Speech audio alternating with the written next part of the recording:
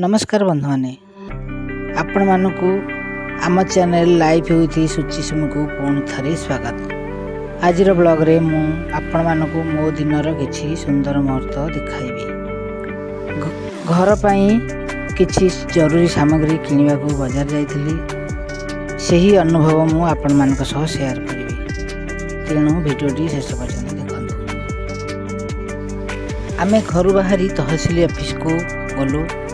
आमर किछि व्यक्तिगत काम थिबारु एडिशनल तहसीलदार को देखा गलु।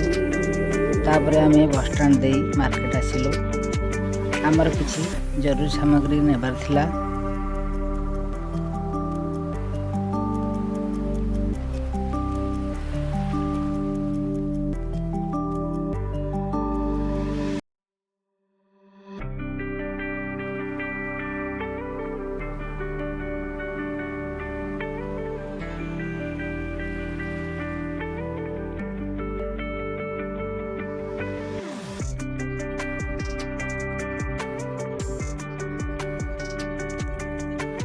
आमे प्रथमे सबु जिनिस भल भाबरे देखिलु एवं केउटा घर पाई भल हेबो सेथि चयन कलु।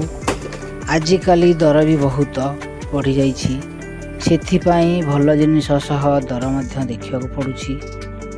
किछि समय धरी सबु देखिबा परे आम पसंदर जिनिस किनिलु। सबु जिनिस किना सरिबा परे बैग रे सामग्री रखी घर को फेरिबा आरंभ कलु।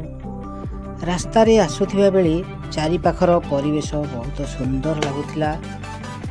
व्यस्त जीवन भितरे एमिति छोट छोट मुहूर्त खुशी दे। घर छोट छोट काम करिबा, बाजार जिबा एवं परिवार पाई किछि जिनिस किनिबारे मध्य गोटिए अलगा खुशी रही थाए। घर को फेरी आसिबा परे किनिथिबा सबु जिनिस ठीक जगह रे रखिलु एवं टिके विश्राम कलु। दिन सारा छोट छोट काम भितरे समय केतेबेले कटिगला जना पड़िला नहीं।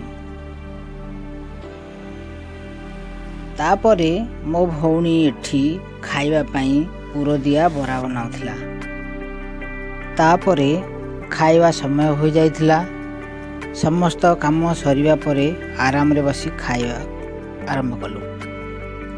तेबे बंधु माने आजिर ब्लॉग एतिकी।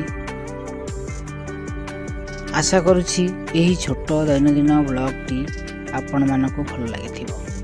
भिडियोटी भल लागिथिले लाइक, शेयर एवं आम चैनल को सब्सक्राइब करने को भूलिबे नहीं। पुणी आउ एक नुआ ब्लॉग रे देखा हेबो। सी पर्यंत समस्ते भलरे रुहंतु, सुस्थ रुहंतु। जय जगन्नाथ।